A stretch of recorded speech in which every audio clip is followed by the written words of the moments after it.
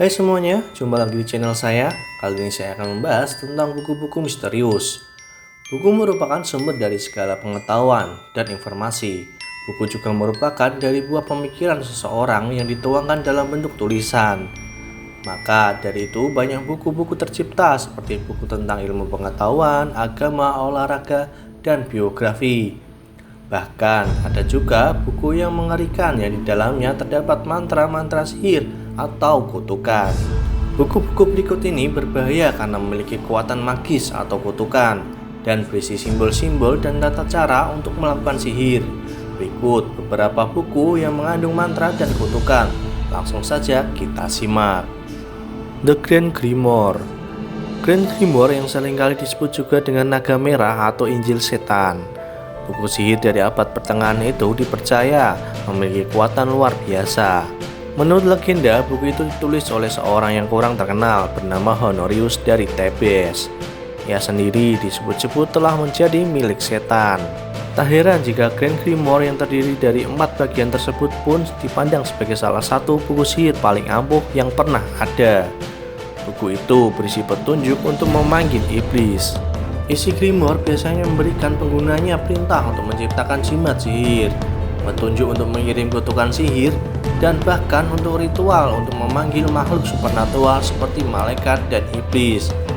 Banyak sumber yang mengatakan bahwa Grimoire ini ditulis pada 152 dan kemudian ditemukan dalam makam Sulaiman pada 1750.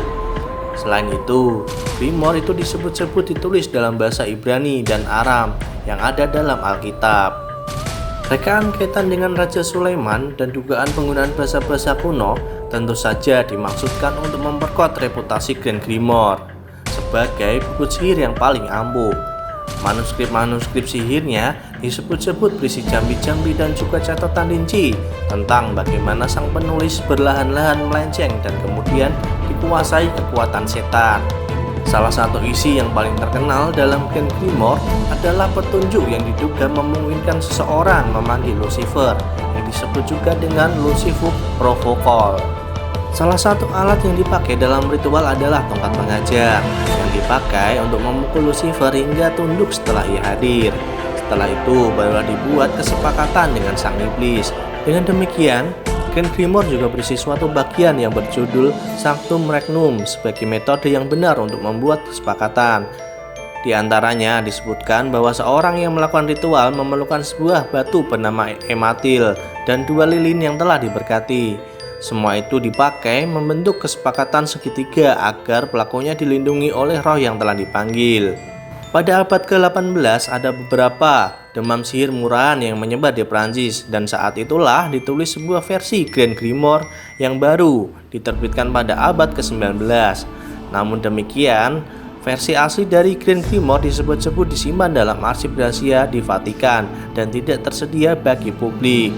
Grand Grimoire versi abad ke-19 menyebar ke koloni-koloni Prancis pada masa itu. Hingga sekarang, Grand Grimoire masih dipakai di negara-negara Karibia yang dulunya menjadi daerah jajahan Prancis. Di Haiti, kitab itu dikenal sebagai Le Véritable Dragon Rouge, yang berarti sang naga merah sesungguhnya. Book of Thoth. Book of Thoth atau buku Tut menjadi buku paling misterius di dunia. Penulis buku ini adalah Dewa Tut, yaitu dewa menulis dan pengetahuan bangsa Mesir. Seorang ahli sejarah Mesir Manetho mengatakan bahwa Dewa Tut telah menulis lebih dari 36.000 dengan berbagai tema. Buku Tut dikatakan berisi semua misteri bangsa Mesir, dan salah satu legenda yang berkembang adalah tentang buku Tut yang sangat kuat. Mantra di dalam buku ini konon dapat membuat seseorang menguasai semua ilmu, termasuk ilmu Tut itu sendiri.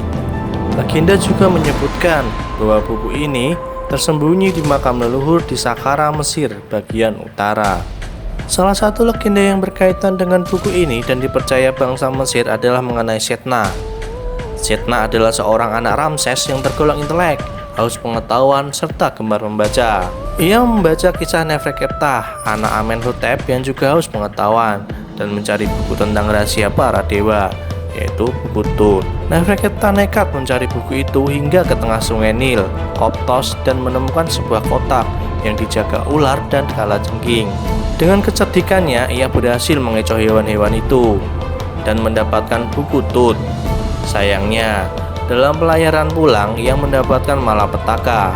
Anak laki-lakinya meninggal karena melompat ke sungai. Istrinya juga meninggal dalam perjalanan.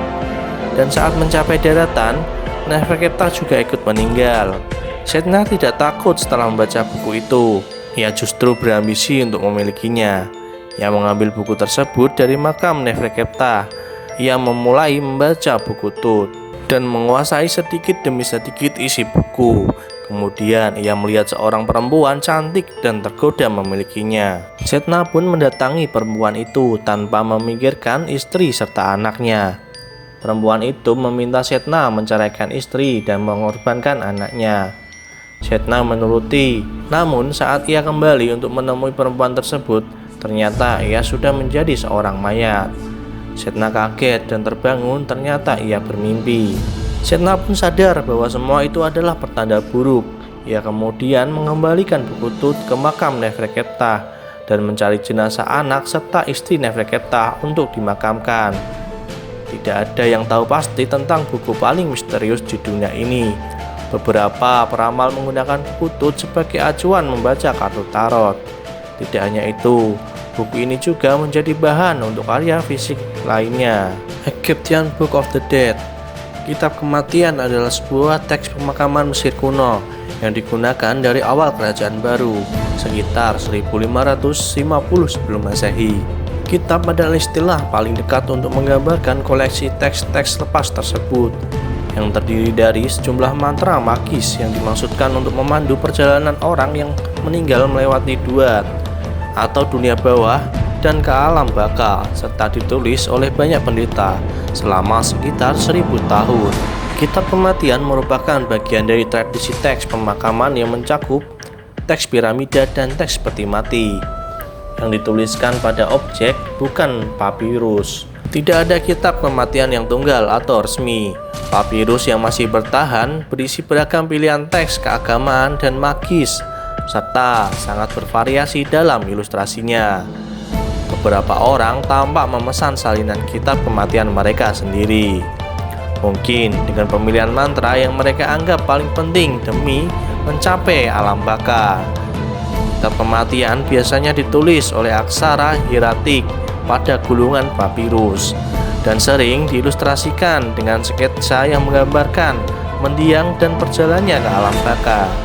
The Munich Manual of Demonic Magic. Buku pedoman sihir iblis Munich atau dikenal dengan The Necromancer. Buku ini adalah karya dari abad penyihir 15 Jerman yang menjadi acuan untuk membangkitkan roh-roh jahat.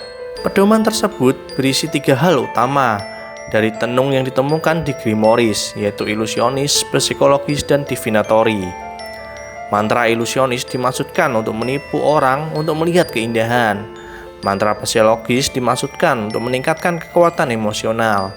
Sedangkan tindakan divinatory dimaksudkan untuk mengetahui masa lalu dan masa depan. Pedoman Munich berisi ayat-ayat yang menggambarkan pengorbanan makhluk mitologi. Tapi hal yang paling menakutkan dari buku ini adalah bahwa hal itu benar-benar mengabaikan adanya Tuhan pada masyarakat dan memfokuskan secara eksklusif pada tenung hitam dan gambaran dari mengusir setan.